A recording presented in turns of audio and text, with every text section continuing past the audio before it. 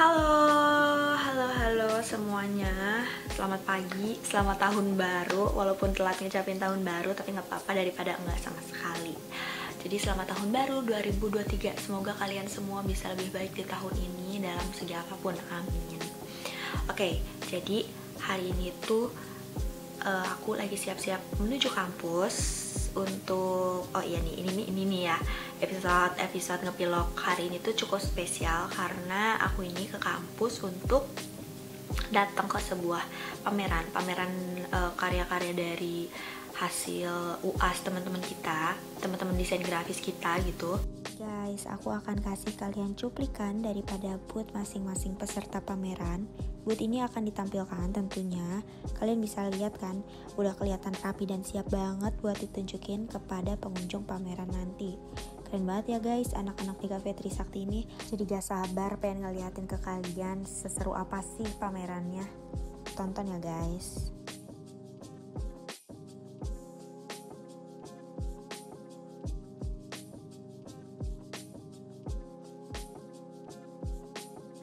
Makanya nih, kayak daripada UAS ngerjain soal, ngerjain tugas terus, mending kayak refreshing sejenak gitu, lihat-lihat pameran dari hasil karya teman-teman kita gitu. Nah pastinya hasil karyanya pasti pada bagus-bagus banget. Jadi kalian jangan kemana-mana, tetap stay di Ngepilok episode 5 hari ini, karena aku akan menunjukkan, meliput ya, aku ingin meliput hasil-hasil karya teman-teman kita gitu. Oke, bye. Sampai ketemu di kampus.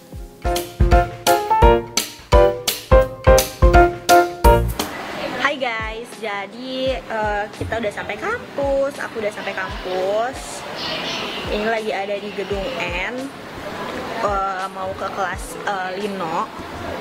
Oke, kita masuk ke kelasnya ya. Halo my friend, anjay my friend. Oke, jadi kita udah sampai kelas Linokat. Di sini ada teman-teman kita yang baru selesai UAS Lino. Halo. Ini juga ada Raisa yang jadi penyelundup di kelas. Gue juga di kelas Lino. Coba ya kita tanya-tanya mengenai Linokat. Seberapa tahu mereka tentang Linokat, karena mereka telah mengambil mata kuliah ini. Katanya si Melisa dulu dah, Melisa. Halo Melisa, apa yang lu ketahui tentang yang lu ketahui tentang Linokat? Linokat itu cetak mencetak itu sih, biasanya kita pakai cat khusus dan kayak nih, kayak kombilin. Oh ya tuh ada karet linonya, jadi kita ada karet khususnya gitu. Nanti karet itu kita ukir-ukir pakai alat khusus juga. Terus nanti abis diukir diapain? Abis diukir Nanti biasanya kita disuruh tugasnya kayak gimana nih. Oh, kalau sekarang kita tugasnya itu adalah kelompok. Nah, ini kelompok Bagus banget tuh. Oh, kalian satu kelompok? Ya. Terus itu catnya cat apa aja? Atau ada cat khususnya gitu? Nah, ayo kalian mau lihat nggak cara catnya kayak gimana nih? Nih, ini tuh kaca dan kita biasanya setelah minyak ditaruh, terus kita gini. Ya. Gitu, nanti kita taruh di karet lino kita yang tadi. Gitu guys. Ini nggak bisa dicontohin gitu pakai karet linonya? Boleh. Ntar ya. Oke, kita ambil. Kita ambil ini.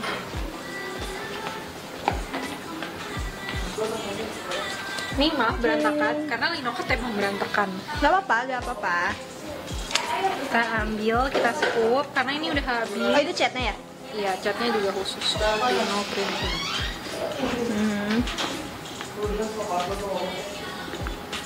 Kan? Taruh nih sedikit, kita taruh sedikit aja, jangan banyak, karena kalau banyak biasanya itu kayak gabung. Harus tipis-tipis tapi jangan terlalu tipis banget gitu. Iya, sekali. Jadi kata Aca nanti catnya kayak di roll-roll gitu, terus catnya diaplikasiin ke karet linonya guys, sampai kelihatannya udah pas gitu ya. Nah ini dia hasilnya. Coba dong itu kertasin dong, kertasin. Oke, kita ambil. Jadi di kelas Linokat kita gratis kertas. Oh, gratis kertas. Boleh ngambil kertas sepuasnya nih di sini ya guys.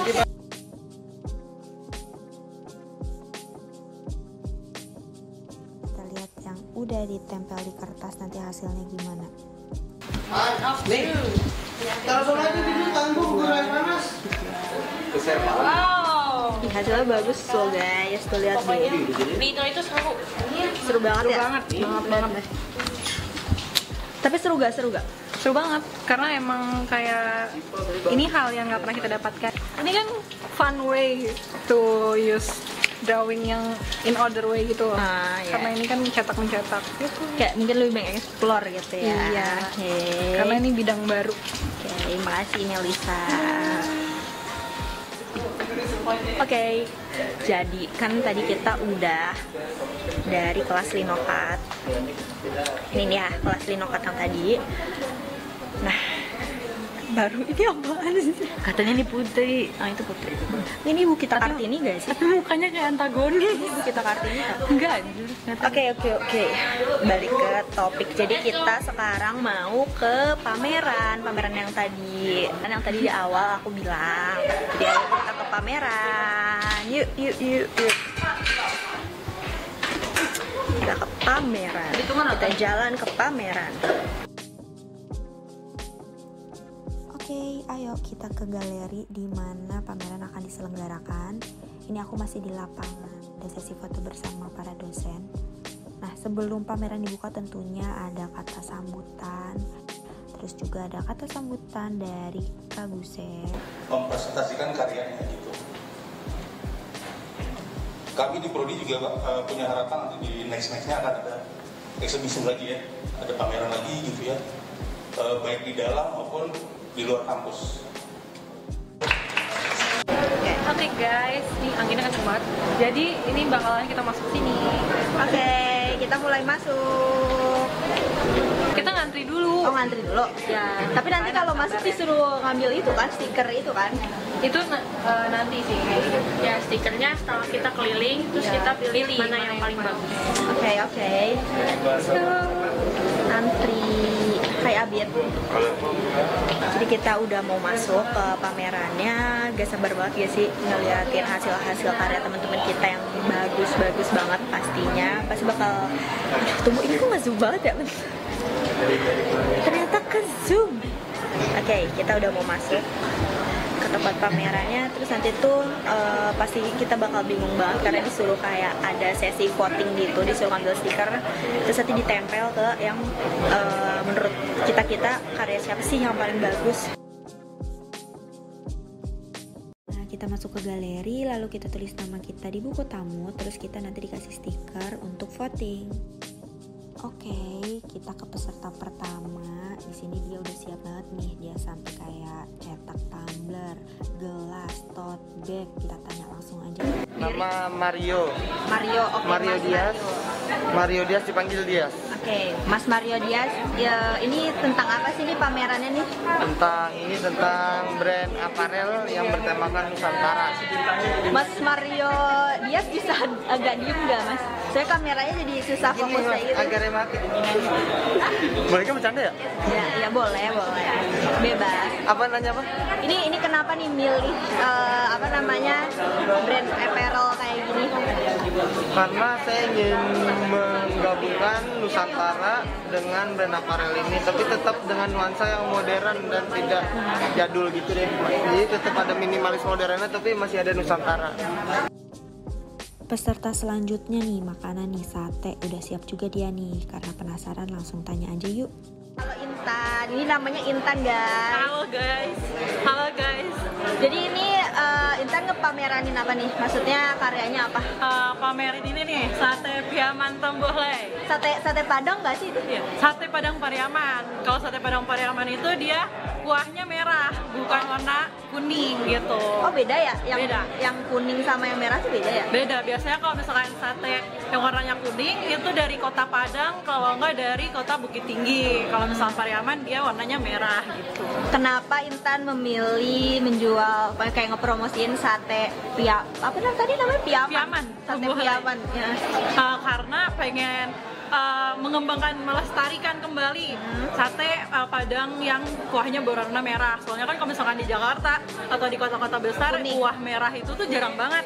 Nah jadi adanya tuh lebih sering kita temuin warna kuning gitu. Oh, oke. Peserta selanjutnya, ini aku jujur tertarik banget sih karena ini lucu banget. Ada kayak semacam harimau atau kucing nggak tahu. Terus merchandise-nya juga udah lengkap. Karena aku penasaran, coba deh yuk langsung tanya aja nih ke orangnya ini maksudnya apa. Perkenalkan dulu dong tadi namanya siapa? Nama gue Penaka Salsabila dari 5DKVDG. Kita liatin dulu ini bannernya, bannernya. Jadi ceritain dong, Suakakama itu apa? Suakakama. Jadi Suakakama itu adalah toko baju yang bertemakan gotik, tapi masih menggabungkan budaya gotik dan budaya Yogyakarta dan Jawa Tengah. Jadi kostum-kostum dan unsur-unsur gotiknya masih ada, dan juga masih ada juga budaya Yogyakartanya nih. Biar anak-anak muda dan warga-warga Indonesia bisa kenal budaya Jogja itu gimana sih. Jadi walaupun gotik kayak masih ada Indonesia-nya gitu ya. Kira-kira ini apa namanya, target pasarnya tuh siapa sih kalau misalnya beneran dijual? Target pasar kita sih remaja dari umur 15 tahun sampai dewasa umur 30 sampai 40 tahun. Karena dari remaja sampai umur dewasa itu kan kita masih nyari style kita gimana sih, subculture kita apa sih. Dan mungkin banyak yang memilih gotik sebagai subculture mereka, tapi masih belum banyak toko gotik yang ada di Indonesia, dan kebanyakan kan impor ya. Nah ini kita bikin untuk Indonesia, versi Indonesia tapi masih tradisional gotik. Jadi sekalian styling gotik, sekalian belajar budaya kan? Budaya, betul. Bagus banget, keren banget, Pen. Ini Sarupan Nonoman. Sarupan Nonoman tuh apa sih? Jelasin. Ya pasti. Jelasin. Jadi Sarupan Nonoman itu dari bahasa Sunda. Ada dua kata kan, sarupa itu artinya menyerupai. Kalau nonoman itu artinya masa muda. Jadi gue ini pengen bikin Sarupan Nonoman ini kayak berkesan gitu di masa muda gue. Jadi akhirnya gue manifestasiin ke brand ini. Jadi Sarupan Nonoman itu kayak mencerminkan masa muda gue tentang si seni ini. Pokoknya intinya gue mulai seni ini pas masa remaja. Keren banget. Oke, makasih ya Adri Aziz atas penjelasannya. Ada salam dari Ica. Waalaikumsalam. Oke semuanya, jadi kan tadi pas masuk dapet ini nih, apa sih ini, kayak stiker yang ada bintangnya ini. Nah si stiker bintangnya ini kita kayak harus nempelin di banner para peserta pameran sebagai apa sih, kayak voting gitu ya. Nah, stiker yang tadi aku bilang kan untuk voting. Nah, di sini aku udah tempel di salah satu banner peserta pameran. Oke, jadi kita udah selesai ngelilingin booth-booth para peserta pameran. Pastinya kayak keren-keren banget kan ya, Ca? Betul. Tadi gue juga udah nempelin satu bintang. Salah satu peserta itu anonim, gak boleh salah siapa. Tadi gue nyebutin lagi. Anonim. Ya, oke. Jadi karena kita udah selesai, terus udah cukup juga tanya-tanya, kita keluar. Halo, oke. Jadi aku udah selesai dari pameran, terus udah selesai makan siang di nasi petis. Tadi di pameran seru banget ya guys, banyak banget karya-karya teman-teman kita tuh yang bagus-bagus banget dan inovatif. Terus kayak imajinasinya pada tinggi banget, walaupun ya gak apa-apa kan ya, ngehalu dulu, siapa tahu nanti kejadian mereka punya brandnya sendiri gitu. Oke, jadi di Ngepilok episode 5 hari ini udah selesai. Dan ini sayangnya episode Ngepilok terakhir. Terus habis itu cukup berkesan juga menjalani Ngepilok ini gitu. Buat kalian nih nanti penerus-penerus dari YouTube channel ini, jangan lupa selalu bikin konten-konten yang seru-seru. Terus para penonton juga, walaupun Ngepilok udah selesai, tonton terus konten-konten berikutnya yang akan datang. Oke guys, terima kasih banyak.